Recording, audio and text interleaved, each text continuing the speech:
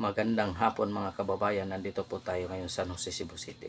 Magko-comment po tayo sa budget deliberation ng Vice President. Nagkagulo mga kababayan dahil kay Marcolita. Itong mga bagitong congressman, walang hiya. Hindi sumusunod sa kung ano man ang meron sa Congress. Magkaiba sila ng landas. Walang hiya ito mga kababayan. By the way mga kababayan, hindi ka pa nakasubscribe sa aking channel, pasubscribe ng palike and share sa ating video. Dayon, then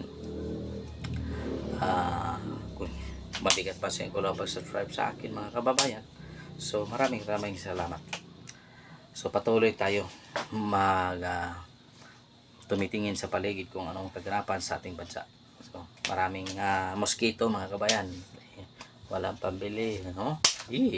Habang tayo nagpa-vlog, napakaingay ng mosquito. So, kung mayroon kayong ibibigay sa akin, maraming salamat. Kung wala, okay pa rin. So, by the way, comment tayo. Itong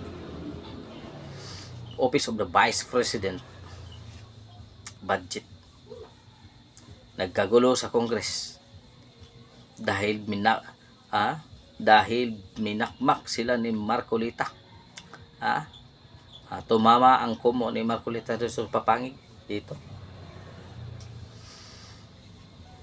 Ibang congressman, si Congressman Kimbo, nagpakatotoo ngayon. Hindi niyo bibigyan ng budget ang Office of the Vice President. Sino kayo? Ilan lang ang boto ninyo? Siya ang taas na opisyal, pangalawa sa Pangulo. Tapos hindi niyo bigyan. Meron siyang mga programa. Hinihingi. 2 billion lang. 2 billion ang hinihingi sa inyo. Kahit bigyan po pa ng 5 billion, okay lang yan. Gumagastos ang bansa ng 1.4 billion sa flood control. Ito pa rin, baha pa rin, di ba? Tapos ngayon may programa ang Vice President para mapunan ang hindi nagagampanan ng presidente ngayon. Tapos hindi niyo bibigyan. Pira niyo yan? Sasabihin niyo,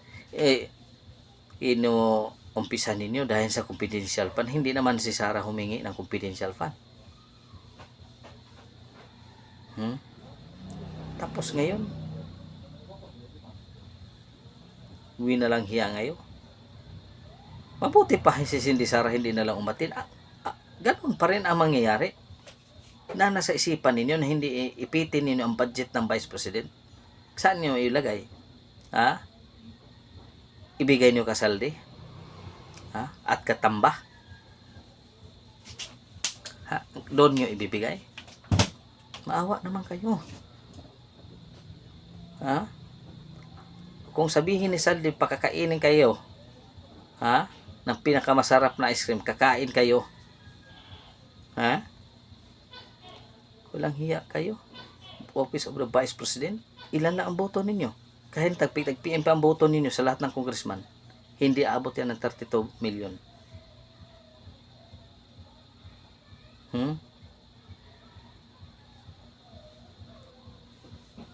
Walang hiya. Akala mo kung sino?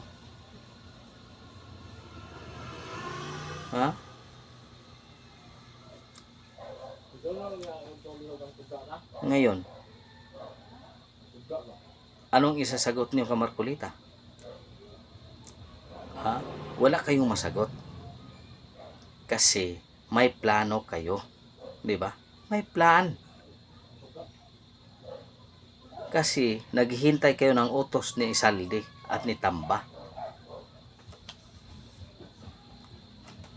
Walang hiya. Ngayon, anong programa nilabas ni Sara? Kaya umalis siya.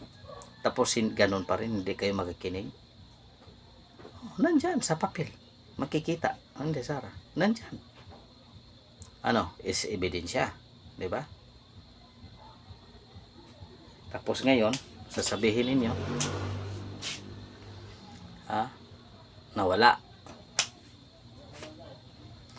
So, walang hiya itong mga congressman na to. Walang hiya talaga. Kahit ano pang sabihin nila, dapat itong mga congressman na to, malapit na eleksyon.